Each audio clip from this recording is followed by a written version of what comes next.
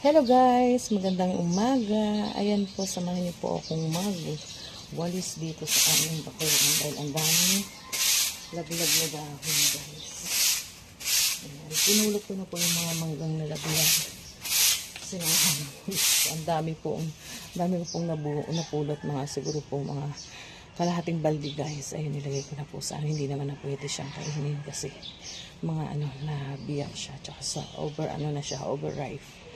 Kaya yung tinapon ko na po guys. Ayun, nalalaglag lang talaga siya. Ayan, kaya samahan niyo po ako dito maglinis guys. Ayan.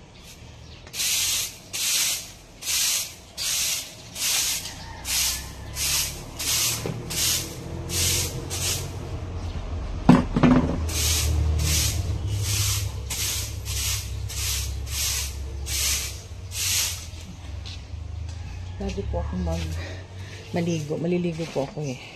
Napaliguan ko na yung dalawang bata. Then ako naman, kaya lang maglilinis muna ako dito. Magwalis muna ako ng paligid namin. Para tuloy-tuloy na yung Kasi pag naligo ako, ay pawisan na naman, malapit na naman guys. Kaya maglinis muna tayo bago tayo maglinis ng katawan. Then, babagin natin.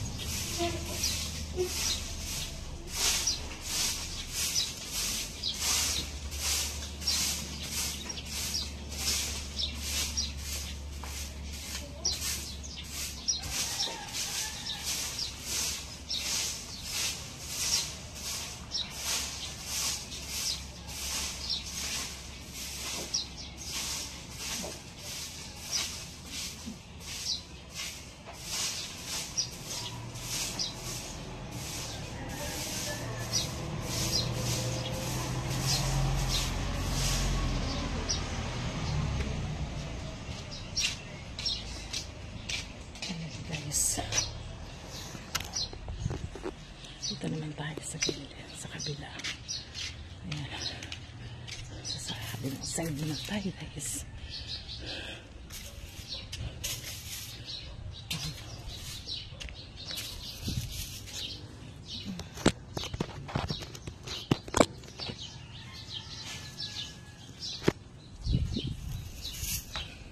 Mapaglagyan ng camera.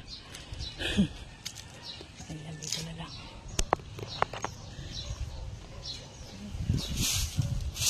Ang dami.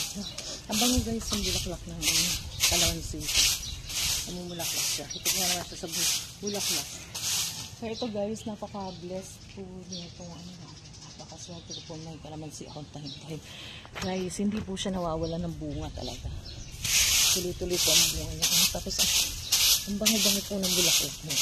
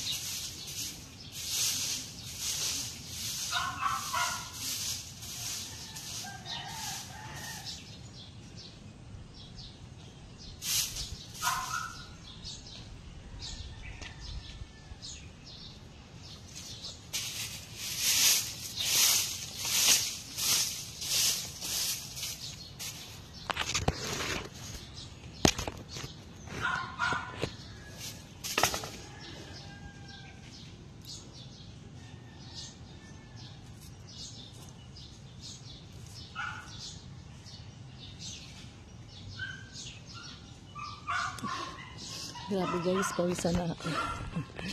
Ayan, ito natin yung camera. Para makita nyo. Pinawawasan ako. Ayan.